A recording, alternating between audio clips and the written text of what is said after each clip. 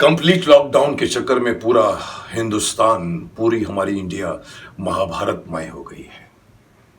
जी हाँ, मैं जानता हूं कि रोज 12 बजे दोपहर और 7 बजे शाम को लोग महाभारत देख रहे हैं। अब आप एक ऐसे पड़ाव पर पहुंचे हैं जो उस महाभारत कहानी का सबसे ज्यादा खतरनाक और सबसे ज्यादा विशाल और सबसे ज्यादा डरावना पड़ाव है।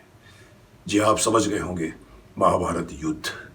ये पूरी कहानी शुरुआत से लेकर यहां तक पहुंचती, अगर आप देखो तो उसके हर सीन ऐसे लिखे गए थे, ऐसे बने थे, चाहे वो दूत क्रीड़ा हो, चाहे वो द्रौपदी का चीरहरण हो, चाहे भीष्म की प्रतिज्ञा हो, वो सारी जो विवशता, कड़वाहट, लोगों के बीच में, कौरवों पांडवों के बीच में मन मिटाओ, लाक्षागृह, जो भी कुछ हुआ था, उसका सबका एक ही एम था कि सबको धीरे धीरे धीरे धीरे कुरुक्षेत्र के मैदान की तरफ धकेला जाए।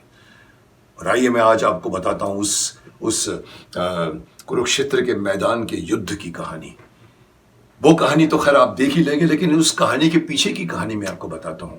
कई लोगों के मन में ये सवाल उठा होगा जो आपने आज टेलीविजन पे देखा, उस गाने के बीच में जो बहुत ब्यूटीफुल गाना था, ये महायुद्ध है, ये धर्म युद्ध है। और आपने देखा होगा असंख्य घोड़े, हाथी, रथ, पैदल भाग भाग कर आ रहे हैं। कभी भीष्म को दिखाया जा रहा है, कभी दुर्योधन को दिखाया जा रहा है, कभी द्रोणाचार्य को दिखाया जा रहा है, कभी अर्जुन को दिखाया जा रहा है, कभी युधिष्ठिर को, कभी भीम को। और इस तरह से पूरा जो बिल्टअप है, तो जो आपने उस गाने में देखा, आप लोगों को हैरानी हुई होगी कि ये शूट कहां पर हुआ होगा। जी, यही बात मैं आपको आज बताऊंगा कि हमने इस महाभारत के युद्ध को कहां शूट किया। लेकिन एक बात तो आपको माननी पड़ेगी, इस एक गाने में आपने जो कुछ भी देखा, क्या आप ये नहीं कह सकता हम लोग अपने कॉन्फिडेंटली कि ये युद्ध जो दिखाया गया वो इस जो फिल्म आई थी बाहुबली में दिखाए हुए युद्ध से कुछ कम था? कुछ कम नहीं था।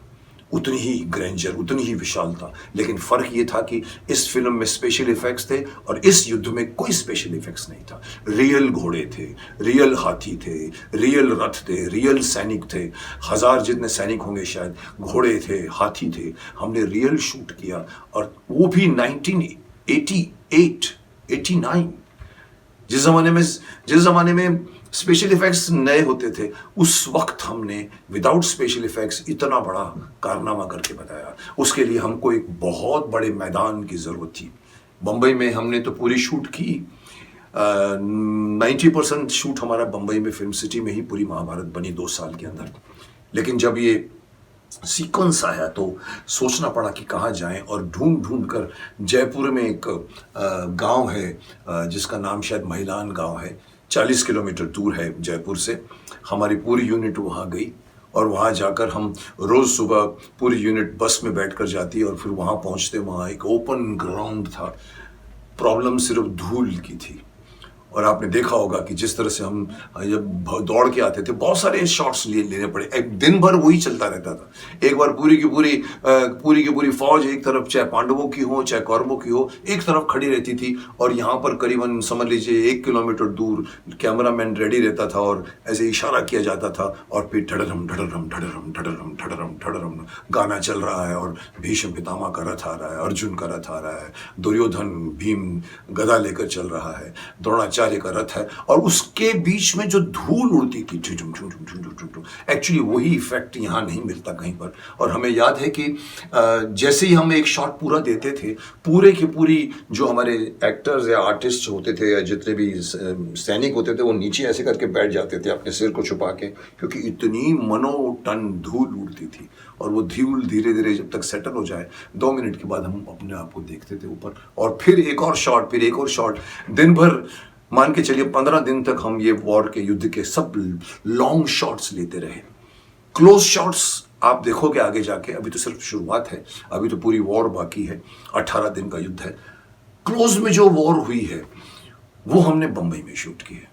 फिल्म सिटी के इर्द गिर्द जंगल टाइप जगह है, जहां हमको दूर नहीं दिखाना है, सिर्फ नजदीक 2 रथ आ गए हैं या कुछ छोटी सी सेना दिखानी है, तो वो शूट यहाँ हुई है। पर वो मेन लॉन्ग शॉट्स लेने के लिए, जिसको हम कहते हैं, बीच बीच में वो आया। आप देखेंगे पूरी महाभारत की जितने भी वॉर चलेगी या आगे के एपिसोड्स में, आप देखोगे कभी कभी सडनली आपको यही चीज देखने को मिलेगी कि लोग भाग कर आ रहे हैं, पर वो सारे शॉट्स वहां के होते, फिर यहाँ के, फिर वहां के, फिर यहाँ के, ऐसा करके एडिटिंग में मिक्स किया जाता है। तब जाकर ये महाभारत का युद्ध हमने पिक्चराइज किया, जो अपने आप में पूरी हिस्ट्री, पूरी माइथोलॉजी में इससे बड़ा कोई युद्ध नहीं होगा, जिसे कहा जाता है महाभारत युद्ध। उसका नाम ही महाभारत पड़ गया है, कुरुक्षेत्र का मैदान।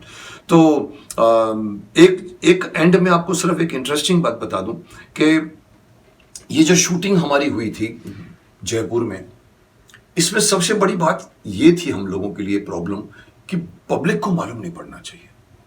बहुत कोशिश करके इसे छुपा के रखा गया, क्योंकि आप कल्पना कीजिए, उस वक्त महाभारत अपने क्लाइमेक्स पे पहुंच गई थी। आप इमेजिन कर सकते हैं, शायद ये 70वां एपिसोड, 70th एपिसोड होगा या 60वां एपिसोड होगा, जब तक पूरा हिंदुस्तान महाभारत में घुस चुका था। कर्फ्यू लग जाता था पूरे इंडिया में। जहां भी महाभारत 9 से 10 आता था तो कर्फ्यू। वो क्राउड को अगर मालूम पड़ जाए कि हम लोग वहां पहुंचे हुए हैं, क्योंकि मुझे याद है जब बंबई आते थे तो हमारे स्टूडियो में एंटर करते थे तो ऐसे मिलते थे, सर हम आपका दर्शन करने आए, सर हम मथुरा से आए हैं, सर हम गुजरात से आए हैं। आप इमेजिन कीजिए अगर हम वहां पहुंच जाते और वहां के क्राउड को मालूम पड़ जाता तो क्या हाल होता।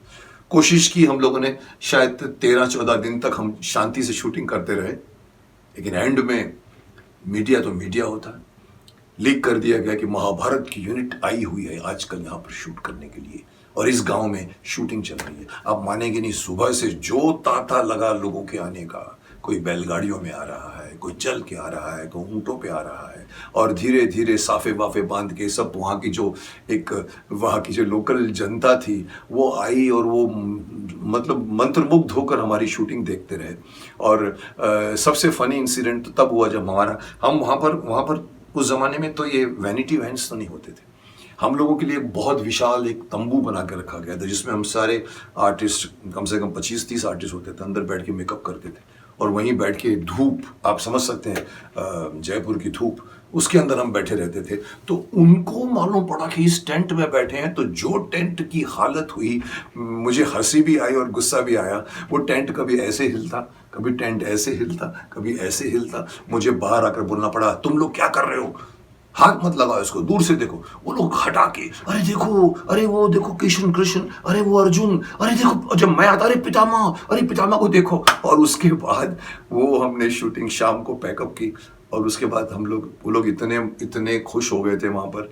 उन्होंने कभी जिंदगी में ऐसा नज़ारा नहीं देखा होगा। इतने सारे आर्टिस्ट, इतने सारे हाथी, इतने सारे घोड़े, इतने सारे, और वो आर्टिस्ट कोई बड़े फिल्म के स्टार नहीं थे, कोई धर्म जी या राजेश खन्ना या अमिताभ बच्चन जी या कोई भी बड़े बड़े एक्टर नहीं थे, लेकिन जो थे वो सब इतने बड़े हो गए थे कि उनको इन सभी स्टार्स के सामने आप छोटा नहीं बोल सकते। कृष्ण अपने आप में कृष्ण बन गया था, अर्जुन बन गया था, भीम बन गया था अपने आप में, दुर्योधन बन गया था, द्रोणाचार्य, भीष्म। हम अपने अपने रूप में इतने ज्यादा बड़े बन गए थे कि पूरा हिंदुस्तान हमारे साथ सांसें लेता था। जैसे कि मैंने कहा था, हमें फोन आया करते थे, आज आपने बहुत अच्छा किया। तो उस वक्त में वो शूट करके वो महाभारत का युद्ध, मैं आपको सिर्फ ये बताने के लिए आज आया हूं कि अभी शुरुआत हुई है। आज सुबह आया है, एक गाने में आपने उसकी एक झलक देखी है। अभी तो युद्ध की शुरुआत है, अभी तो बहुत कुछ बाकी है, और युद्ध में आपको देखना पड़ेगा किस तरह से उतार चढ़ाव होता है। 10 दिन तक भीष्म पितामह सेनापति रहते हैं, फिर गिरते हैं बाणों के शैया पर, और 58 दिन तक पड़े रहते हैं। ये मैं आपको आगे धीरे धीरे, जब भी मुझे लगा कि आपको बताने की कोई बात है तो आपको बताऊंगा। तब तक एंजॉय कीजिए टेलीविजन पर महाभारत।